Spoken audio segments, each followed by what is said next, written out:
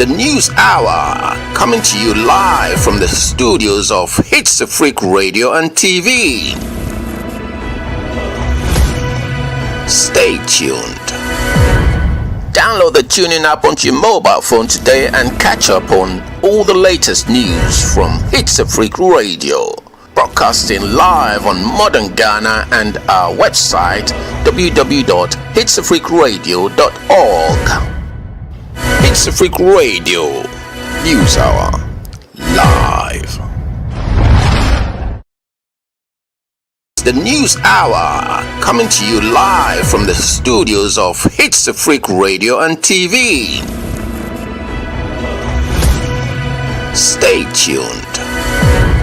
Download the tuning app onto your mobile phone today and catch up on all the latest news from Hitzafrik Radio. Broadcasting live on modern Ghana and our website www.hitzafrikradio.org. Hitzafrik Radio News Hour live. The news hour, coming to you live from the studios of Hitzafrik Radio and TV. Stay tuned. Download the tuning app onto your mobile phone today and catch up on all the latest news from Hitzafrik Radio. Broadcasting live on modern Ghana and our website www.hitzafrikradio.org. Hitzafrik Radio News Hour live.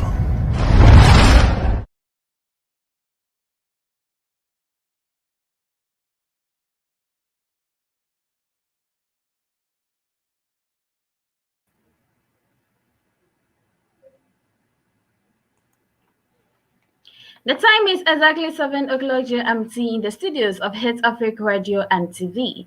My name is Abena Ahinie. We are here with the Hitzafrik News Hour. Stay tuned as we do today's headlines. Over 300 aviation workers sent home.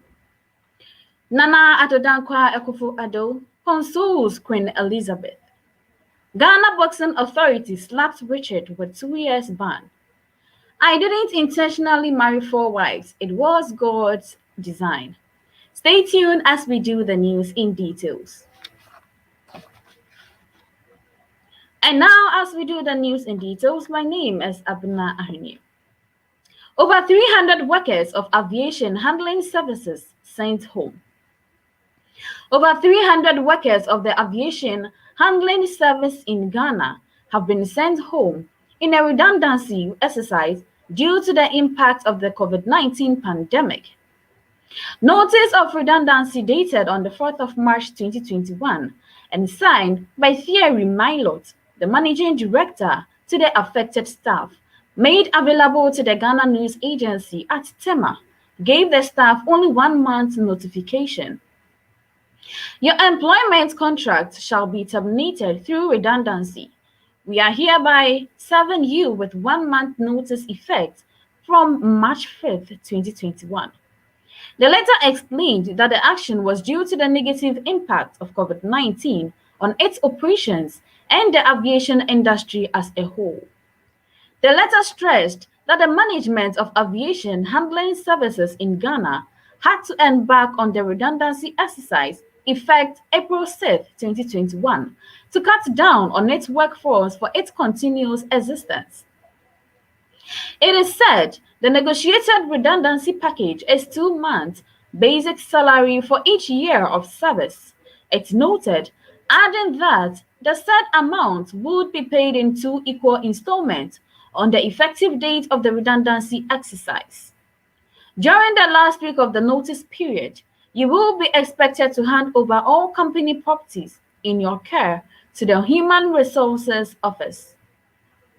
We thank you for your valuable services to aviation handling service in Ghana over the years, and we wish you well in your future endeavors. Moving on to other stories, President Akufo-Addo consoles Queen of England. President Nana Addo Akufo-Addo has sent a message of condolence to Her Majesty Queen Elizabeth II and the British royal family on the death of Prince Philip of Duke and Edinburgh. He described the late Duke of Edinburgh as Queen Elizabeth's devoted companion of the last 73 years. A statement issued by the presidency recounted the Queen's visit to the country and noted that the Ghanaian people have excellent memories of his dynamic and engaging personality. The president noted further that Prince Philip's life had a positive impact on us in Ghana. Over 750,000 young Ghanaians have benefited from the Duke of Edinburgh Award Scheme. The great initiative he established in 1956, 65 years ago, to unearth talent among young people the world over. It is now known in Ghana as the Head of State Award Scheme, and I had the honor, 2 days before his death, of cutting the sword for the construction of its own administrative office building, making Ghana one of the few countries in the world and the second in Africa to have such an office. The statement said the Duke's place in Ghana history is secure, and we appreciate very much his contact with us. President Akufo-Addo stressed that British people have lost a redoubtable public servant, and we wish him peaceful rest in the bosom of the Almighty until the last day of resurrection, when we shall all meet again. Prince Philip, Queen Elizabeth II's husband, died aged 99. Buckingham Palace announced his death on Friday.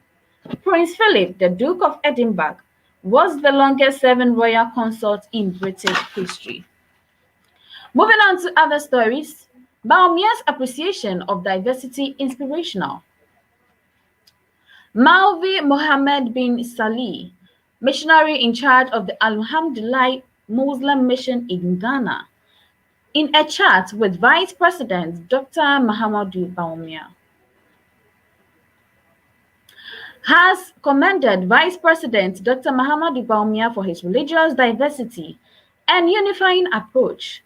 Dr. Bawumia, who maintains a very good relationship with the various Islamic groups in the country, joined the head of the Alhamdulillah mission and his congregation to observe the weekly Islamic congregational Jummah prayers Friday afternoon in Accra.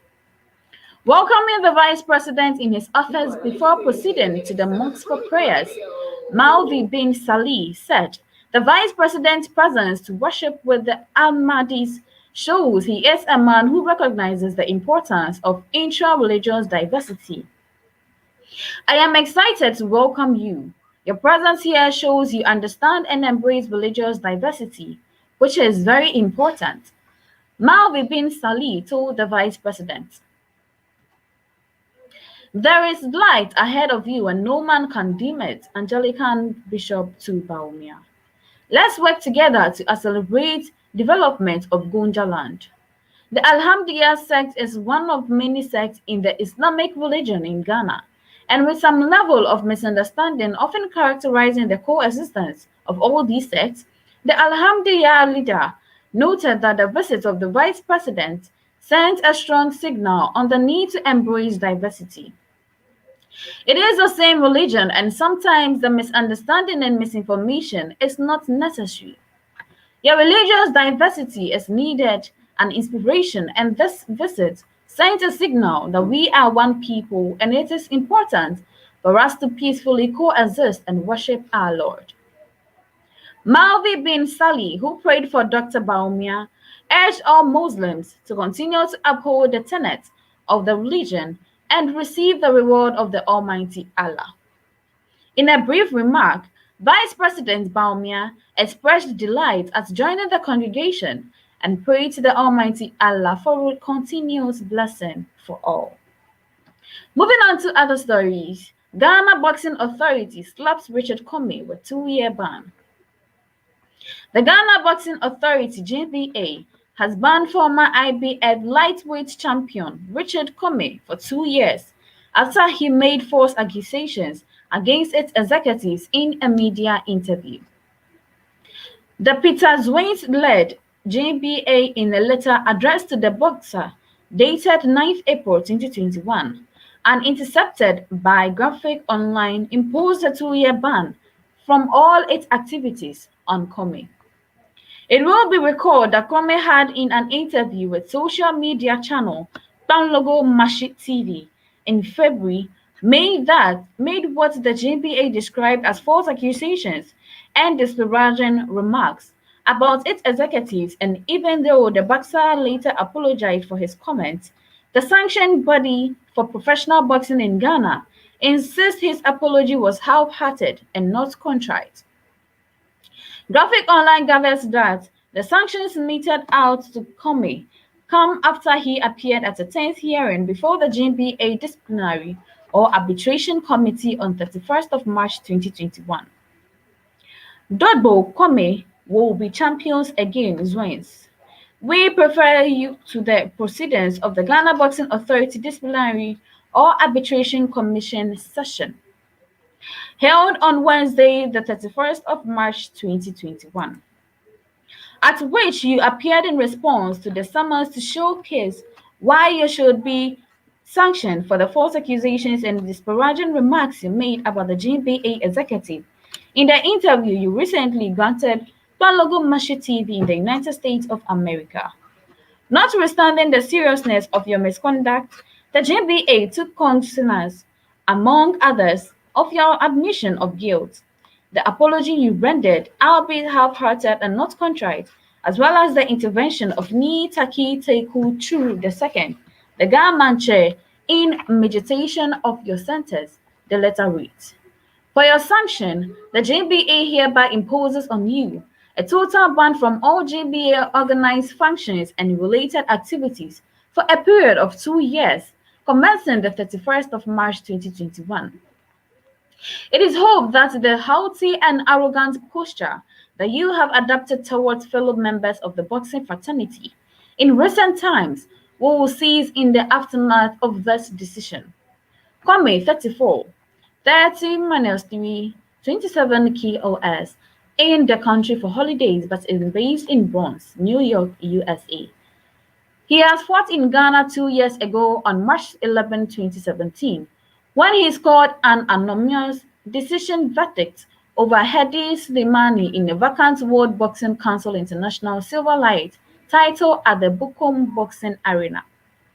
The fighter, who was recently named Goodwill Ambassador of the United Nations Association of Ghana Commission for Women and Children Affairs, UNACWCA, is expected to return to the ring in June.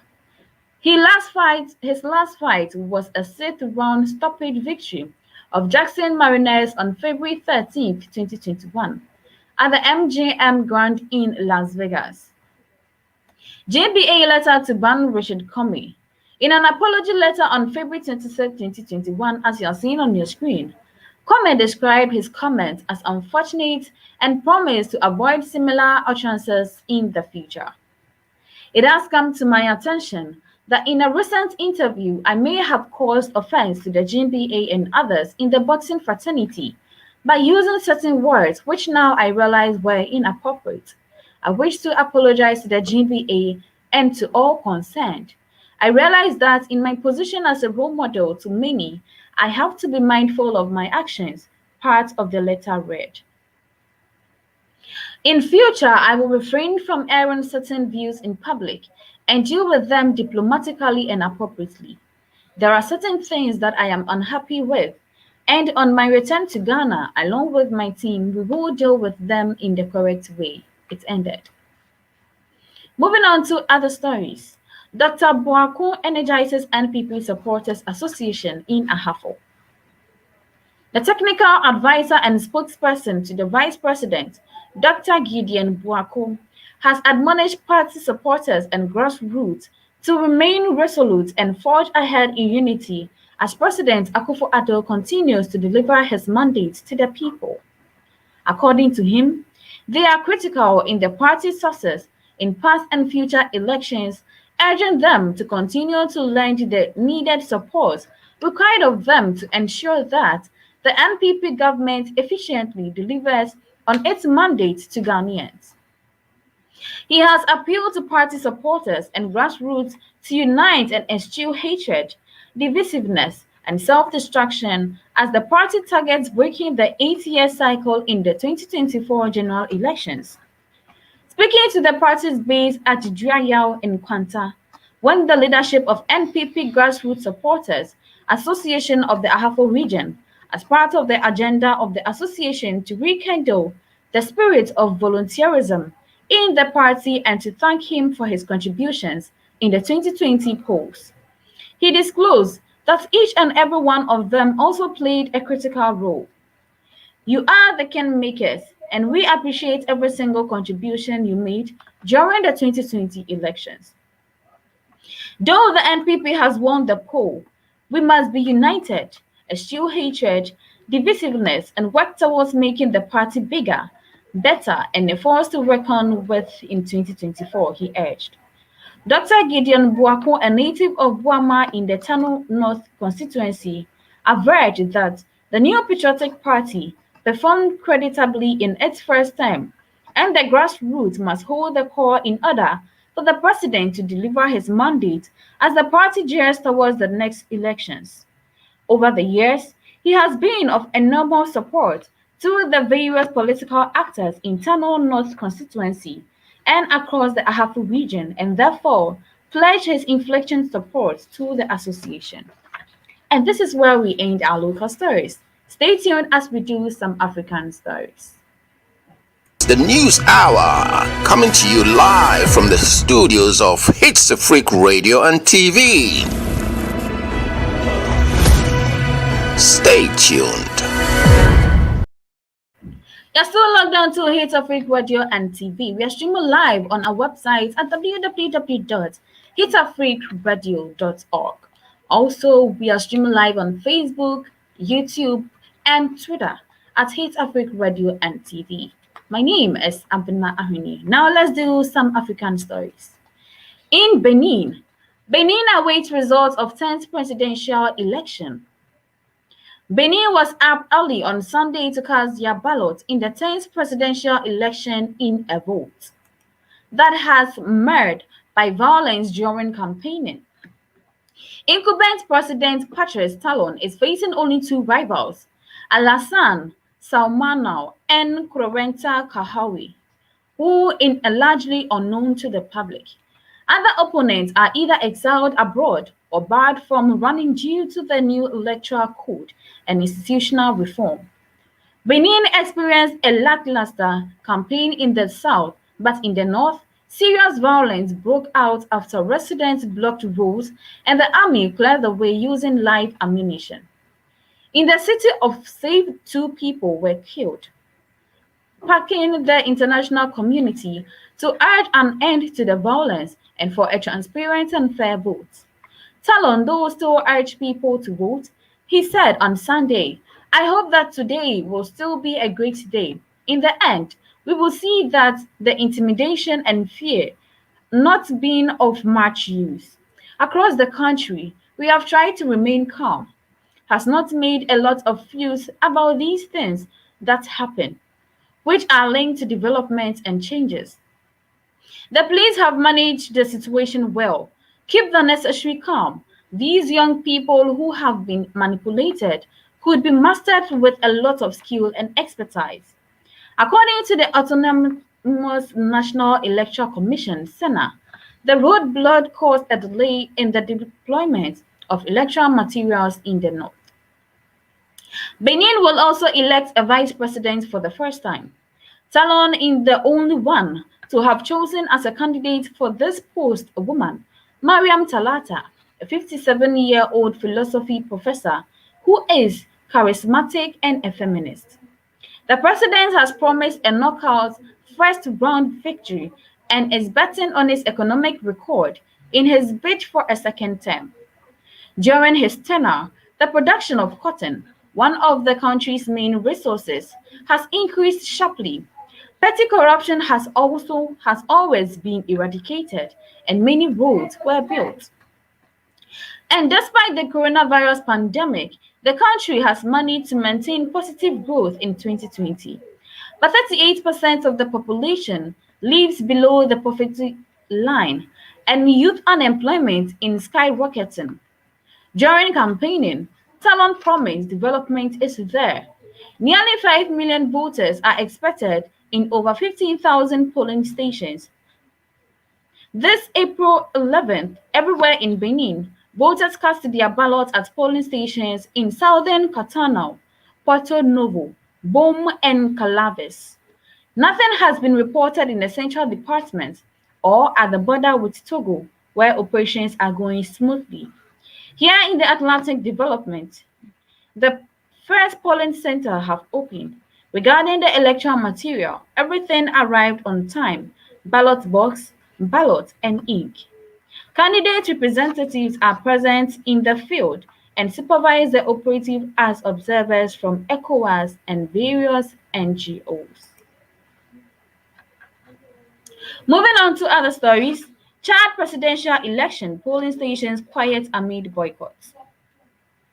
Polling stations were quiet on Sunday as the opposition called for a boycott. The electoral body has yet to announce voter turnout results.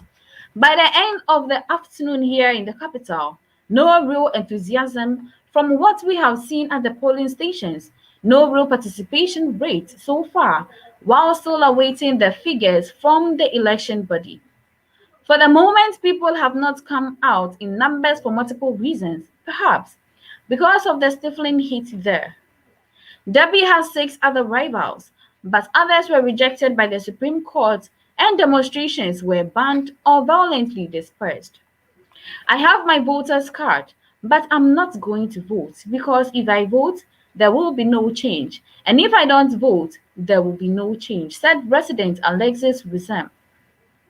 We try to demonstrate, to demand our rights, but people don't give us the chance, and that's why I refuse to vote. But others said it was important to vote. I have always looked for the opportunity to really talk to those people who try to boycott the vote because I don't know if they understand the meaning of the vote or if they don't understand, said Jamal Sanda, neighborhood leader. Today, if they don't vote, it's even worse than they think because not voting is giving the opponent opportunity to win. Meanwhile, Derby appeared obvious to any boycott. It is up to you to say what is going on. Was there a boycott yesterday? Things are going on calmly, serenely, and peacefully. Derby is a former rebel and career soldier who seized power in a coup in 1990. After being voted in charge of the constitution in 2018 to allow him to stay in power until 2033, he has maintained a firm grip on the military and state institutions to maintain power. Moving on to other stories, Djibouti President Gule wins election with 97% final results.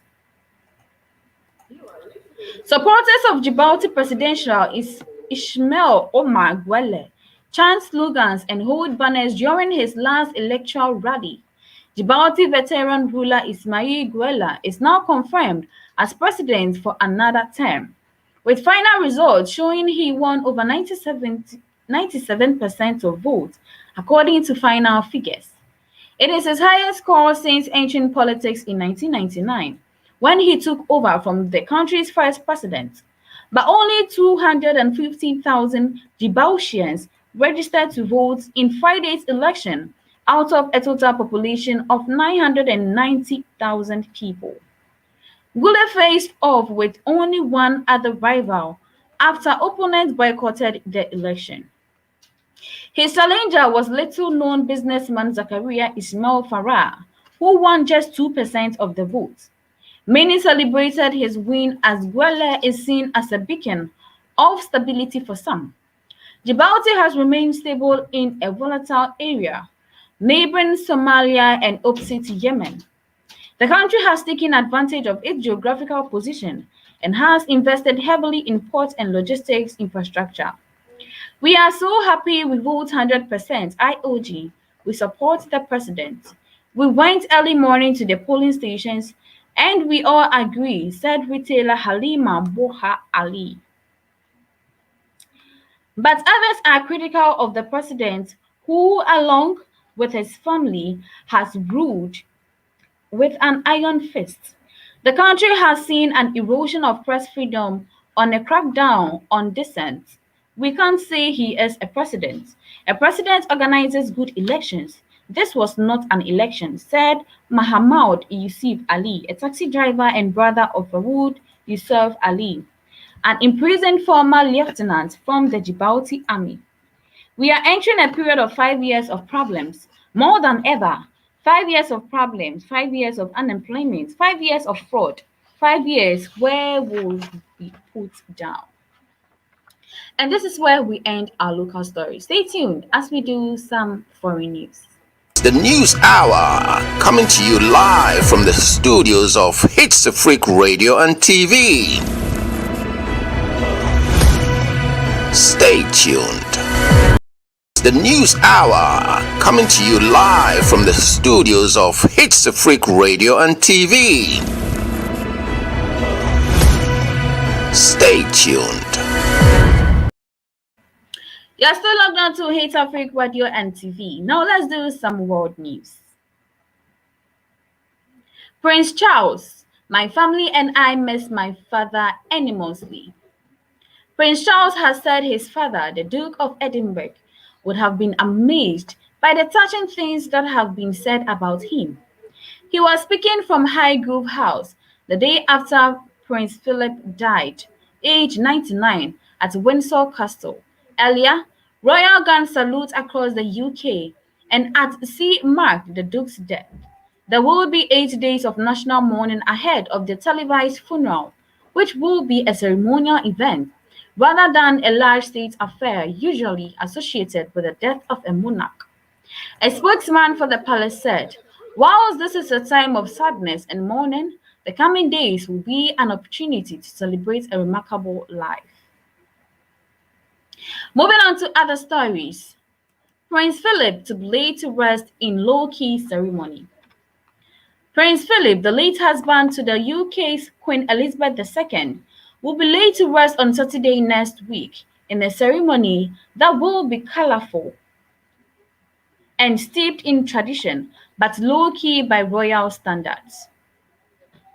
Philip, who was officially the Duke of Edinburgh, died peacefully at Windsor Castle on Friday morning at the age of 99.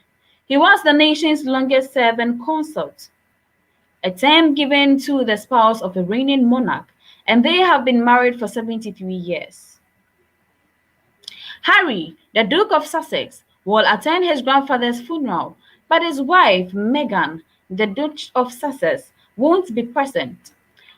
A Buckingham Palace spokesperson said, the couple are living in California, and a doctor had advised the Duchess, who is pregnant, against traveling to the UK, the spokesperson said. The couple gave an explosive interview with Oprah Winfrey that aired in March, in which they told their side of the story in their rift with the royal family, making explosive allegations against some of its members and the establishment. Philip's long-standing funeral plans had been adapted to respect certain COVID-19 restrictions, with all the usual elements that involve contact with the public removed. The College of Arms, which oversees many ceremonial aspects of the royal family's work, had earlier confirmed the Duke would not lie in state anywhere accessible to the public, which could have seen thousands of people lining up to view his coffin.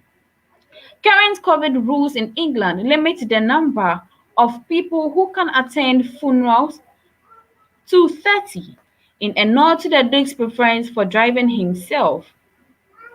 Without a chauffeur, his coffin would be carried by a Land Rover, in a nod to the Duke's preference for driving himself without a chauffeur. His coffin will be carried by a Land Rover from Windsor Castle to St. George Chapel for the ceremony. The procession will begin at 2:45 p.m. 9:45 a.m. ET, and will be led from Windsor Castle by a band of Grenadier Guards, along with several heads of military units. A Royal Navy Pippin party will pipe the steel whilst the Land Rover is stationed at the foot of the West Steps. There will be a gun salute and a national minute silence at 3 p.m. ahead of the ceremony. The Duke's death had been marked in a somber fashion as the royal household and UK government have asked the public not to gather or leave flowers at royal residences. With the country still under strict COVID-19 restrictions, but gun salutes were held across the nation as batteries fired 41 rounds at 1 round per minute at Windsor Castle, the Tower of London in the capital, and at Edinburgh Castle in Scotland, among other locations. Australia, a Commonwealth nation, also paid its respects with a gun salute outside Parliament House in the capital, Canberra, on Saturday morning. Tributes have flooded in from the UK and abroad for the Duke, who had currently spent a month in 2 London hospitals undergoing heart surgery and treatment for an infection before returning in mid-March to Windsor Castle. Paying tribute in a televised statement, UK Prime Minister Boris Johnson said the Duke had earned the affection of generations here in the United Kingdom, across the Commonwealth, and around the world, and had lived by an ethic of service. Like the expert carriage driver that he was, he helped steer the royal family and the monarchy that it remains the institutional indisputably vital to the balance of our national path. He was an environmentalist and a champion of the natural world long before it was fashionable, Johnson said. But the Duke was also a controversial figure for many Britons. His defining characteristics was not his public service, but his off-the-cut and often offensive comments, including some that were undeniably racist. The BBC said Friday it was receiving complaints about too much airtime dedicated to the Duke's death after the public broadcaster cancelled hours of its usual programming to make way for wall-to-wall coverage of Philip's life and death. The BBC set up a dedicated feedback form within hours of the news from Buckingham Palace because of the high volume of complaints. The special coverage had meant some of the UK's most watched shows, including soap opera EastEnders and the final of cooking competition MasterChef, were taken off air. Moving on to other stories, Iran says key Natanz nuclear facility hit by sabotage. A nuclear facility in Iran was hit by sabotage a day after it unveiled new uranium-enriched equipment, the country's top nuclear official says. Ali Akbar Salehi did not say who was to be blamed for the terrorist act, which caused a power failure at the Natanz complex south of Tehran on Sunday. Israeli public media, however, cited intelligence sources who said it was result of an Israeli cyber attack. Israel was not commented on the incident directly, but in recent days, it has ramped up its warnings about Iran's nuclear program. The latest incident comes with diplomatic efforts to revive a 2015 nuclear deal, abandoned by the US under the Trump administration in 2018, have resumed. While Iran's nuclear facilities are still vulnerable to attack, on Saturday, Iran's President Hassan Rouhani inaugurated new centrifuges at the Natanz site in a ceremony that was broadcast live on television. Centrifuges are devices needed to produce enriched uranium, which can be used to make reactor fuel as well as nuclear weapons. Moving on to other stories. New Christ statue in Brazil, a cantado to be taller than Reals. A new statue of Christ being built in Brazil will be taller than the famous Redeemer statue in Rio de Janeiro. Christ the Protector in the southern city of Ecatando will be 43 meters, 140 feet high, with its pedestal making it the world's third tallest Jesus statue. A head and outstretched arms were added to the structure last week, which was begun in 2019. The idea came from local politician Adroaldo Ponzado, who died in March with COVID-19. Christ the Protector statue in Tucano, Brazil. The $350,000, £255,000 project is projected to be completed later in the year. The Association of the Friends of the Christ Group, which is organizing it, says it is being funded by donations from individuals and companies. And associations adds the statue is 36 meters from hand to hand. An internal lift will take tourists to a viewpoint in the chest region, 40 meters up. Only the Jesus Buntu Burak statue in Sulawesi, Indonesia at 52.55 meters, including its pedestal. The Christ the King in Swebodzi, Poland, which is 52.5 meters high, including its mount, are taller. The World Tower overwhelms iconic Christ the Redeemer at 36 meters. There are, however, dozens of other statues worldwide that are taller, including several of the Virgin Mary and numerous Buddhas. And this is where we end our world news. Stay tuned as I fetch you the entertainment stories. The News Hour, coming to you live from the studios of Hitzafrik Radio and TV. Stay tuned. You're still tuned in to Hitzafrik Radio and TV. Now let's do some entertainment news. I wrote thesis for my honorary directorate, Sonny Baidu claims. Ghanaian gospel musician Sonny Baidu is still talking despite saying lions don't respond to frog. The Baba hit maker, who is based in the United States, is under fire after a Twitter user investigated the school where he acquired 4 certificates in 4 months and found that the institution isn't accredited to the US. He has responded to critics in a series of social media posts and a Facebook Live video, but has granted his first media interview where he claimed he wrote a thesis for his honorary directorate. To acquire an honorary directorate, you have to prove that you are worth it, he told KMJ on Joy Prime. They don't just give it to you if the university is credible. I don't know how it's done in Africa. He said he received an honorary directorate for his Christian ministry and had to do a bachelor's and master's to gain the honorary directorate. He didn't state how long it took him to complete both degrees. I needed to do something pertaining to ministry to acquire the degree, so I started working on my bachelor's in ministry and master's in Christian leadership. Now, there's something called field of expert. I have done ministry for 28 years. I remember when I was dealing with my professor in London. Very little experience that I went through, he said. It's part of ministry, he said. Moving on to other stories. I didn't intentionally marry 4 wives. It was God's design. Nollywood actor Chidi Kosoko.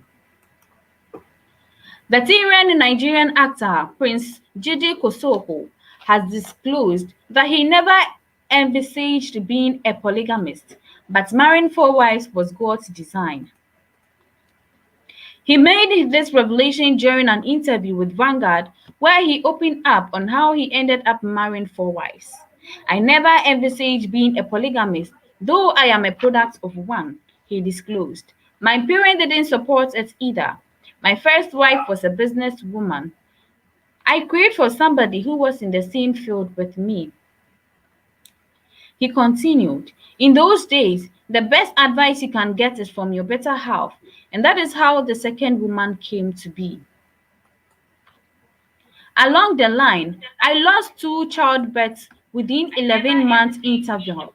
I had 7 children at that time, so I had My first wife was a businesswoman. I had 7 children at a time, so I didn't plan remarrying or having more children again. But after much persuasions from my doctor and relatives, I decided to have a woman with the agreement of not having more children. But a complete African woman will not agree to that. One thing led to another, and I got 2 women again. So being a polygamist is not intentional, but God's design, which I do not have a right over, he added. I decided to have a woman with the agreement of not having more children. Moving on to other stories, South Africa. South African rapper aka Finances falls to death in Cape Town. South African rapper aka has lost his fiancée in a tragic incident in Cape Town.